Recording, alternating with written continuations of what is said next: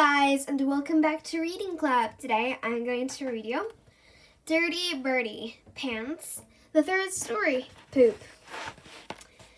Chapter 1. Bertie could hardly wait. He'd been counting down the days to his birthday for weeks, and now it was almost here.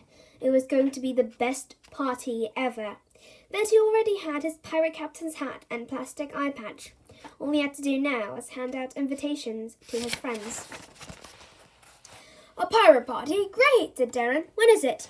"Saturday afternoon," said Bertie. "Not this Saturday?" "Yes." Darren's face fell. "But I'm going to Royston's party." "Royston's?" Bertie couldn't believe his ears. Royston Rich was the biggest show-off in the school, and no one in Bertie's class liked him. "But you hate Royston." "I know, but he's having a swimming party. He's got a pool in his garden with a wave machine and everything." "But what about my party?" Darren shrugged. "Sorry, Bertie. Royston gave out his invitations last week. Didn't you get one?" Bertie hadn't, not that he cared. Who wanted to go to Royston's rubbish party? He crossed Darren's name out of his list, Still, if Darren let him down, at least he could rely on Eugene. "Saturday?" asked Eugene. "Yes, you're coming, aren't you?" Eugene turned pink. "I'd like to, but I'm going to Royston's party." "Not you as well." "Sorry, Bertie. He's got his own swimming pool with a—" "I know, a wave machine and everything," scowled Bertie. "Yes, and did I tell you about the inflatables? It's going to be brilliant. Everyone's going—" Eugene went pinker still. "Oh, aren't you, Bertie?" "No," snapped Bertie. "I'm having my own party, and it'll be a billion times better than his." Scratch. Bertie crossed Eugene off his list.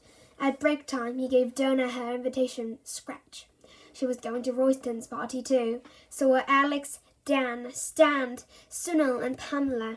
At the end of the day, the only invitation left was for Angela Nicely. Bertie hadn't wanted to invite her in the first place. She'd only included Angela because he'd gone to her party.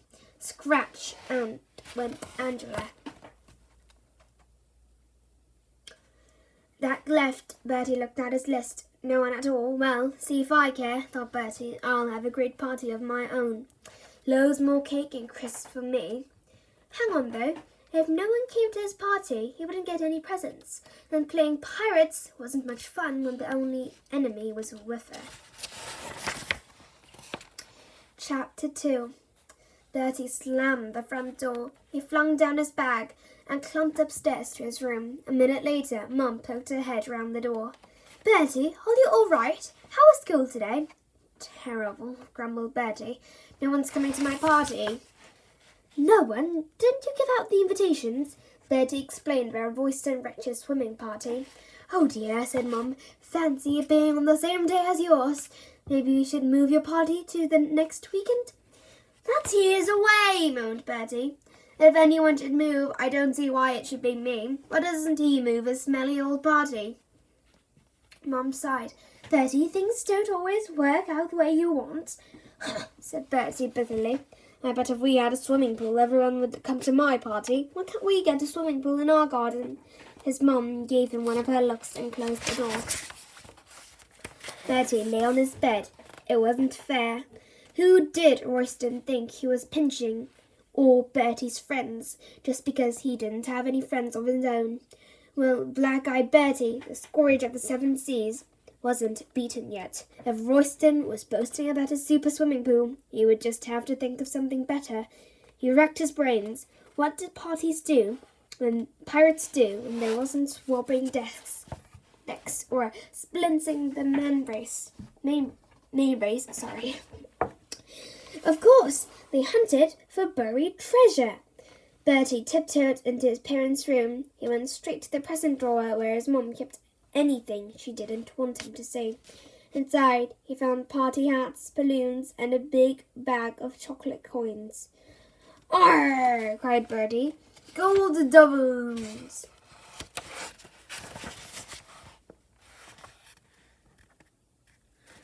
Out in the garden, he dug a hole and carefully slipped in the bag of coins. He was just smoothing over the earth when he heard a ring at the door. It was Royston Rich. "Oh, Hello, Bertie, said Royston carelessly. I brought your invitation. Bertie stared in surprise. You're inviting me? You're inviting me? Royston shrugged. Andrew can't come, so I suppose you might as well. I couldn't think of anyone else. Well, I can't come either. I'm having my own party, said Bertie. I know, but no one's going to yours, are they? Gloated Royston. Huh, that's what you think. Loads of people are coming. Yeah, like who? Like loads of people.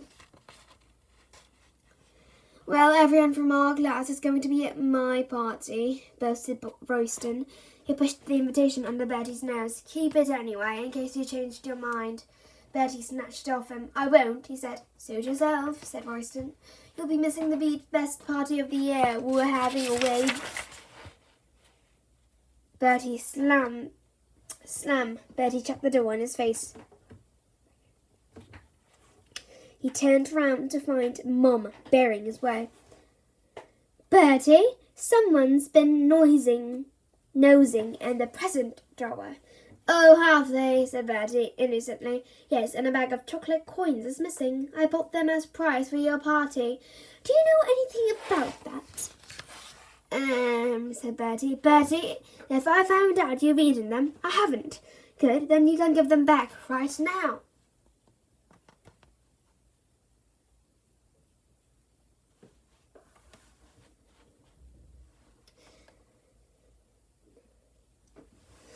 But, Mum, I need them for the treasure hunt. You can't have a pirate party without buried treasure. Mum put a hand to her head. Buried treasure? Bertie, you haven't. What? Buried them? Well, I might have, said Bertie, but it's okay. I know exactly where they are. Where? Demanded Mum. Somewhere in the garden. Chapter 3. Saturday afternoon came. Bertie stood at the front room window, staring along the road. He was dressed in his pirate hat and eye patch. Whiffer, his faithful sea dog, sat at his side, keeping watch. It was 2:30. His mum came and joined him at the window. I'm sorry, Bertie. I don't think anyone's coming. Why don't you go to Royston's party? It's not too late. I don't want to, glared Bertie. I'm sure you'll have fun, said Mum. I won't. I hate swimming. Don't be silly, Bertie. All your friends will be there. Scowled Bertie. I haven't got any friends. Mum sighed. Look, we'll have your party another day. Why don't you just go and enjoy yourself? All right, said Bertie, as long as Whiffer can come too. Mum frowned. It's a swimming party, Bertie. Dogs aren't invited. Then I'm not going, said Bertie stubbornly. If Whiffer can't go, then I'm not going either. 10 minutes later, they arrived at Royston's big house on Poshley Drive. Bertie's mum burst the intercom at the gates. Do come through, sang Mrs. Rich's voice. We're in the pool. The gates swung slowly open, and Bertie trudged through Whiffer at his heels. Screams and laughter came from the enormous swimming pool in the back garden. Hi, Bertie, waved Darren, zooming down the slide and landing with a splash. Royston looked up. Oh, hello, Bertie. I thought you were too busy to come.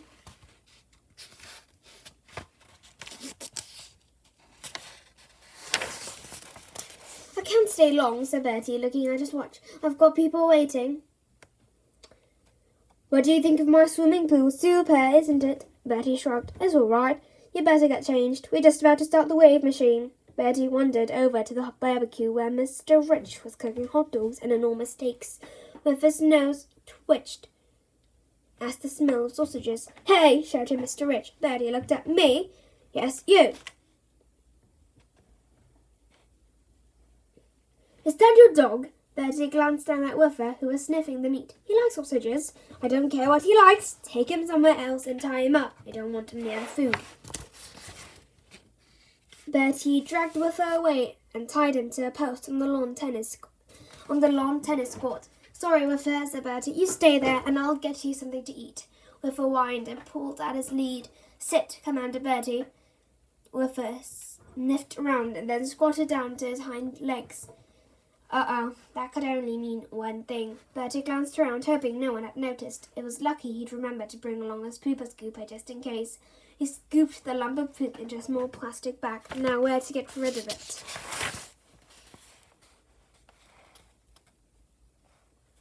He wandered back to the house, holding the bag at arm's length. By the pool, he almost bumped into Mrs. Rich carrying a tray of lemonade. Mrs. Rich stopped and stared at the bag in Bertie's hand. She looked closer. Was that? Good heavens, it was, she gasped. It's all right. It's only dog poo, said Bertie, holding the bag up for inspection. Oh, take it away, cried Mrs. Rich. I am taking it away, said Bertie, but I'm looking for a bin. By the back door. Mrs. Rich flapped a hand. Take it away before you drop it. Bertie walked on. He didn't see why Roaston's mum was making such a big fuss. After all, dogs had to poo just like everyone else, and he'd been to a lot of trouble clearing it up. You would have thought she'd be grateful. He was so busy grumbling to himself that he didn't notice the paper plate of raspberry jelly lying right in his path. Bertie stepped in the jelly and slipped. Wah! He lost his balance and the bag slid from his grasp. It sailed into the air and the lump of poop shot out like a torpedo. Up, up it rose, then down, down, down, landing in the swimming pool with a loud plop. Uh-oh, said Bertie. Chapter 4. Royston zoomed down the slide, landing in the deep end with a great splash. He came up spluttering for air. What was that floating in the water? Something brown like a leaf. Ah! He shrieked. A poo! There's a poo in the pool!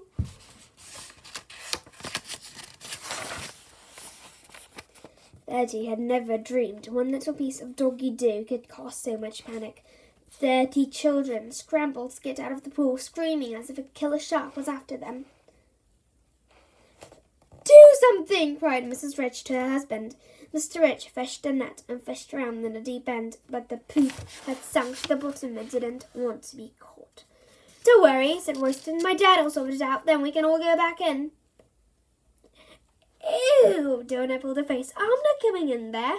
Not me, said Pamela. It's full of pooey germs. It's yucky. It's smelly. What about the party? Asked Eugene. What are we going to do?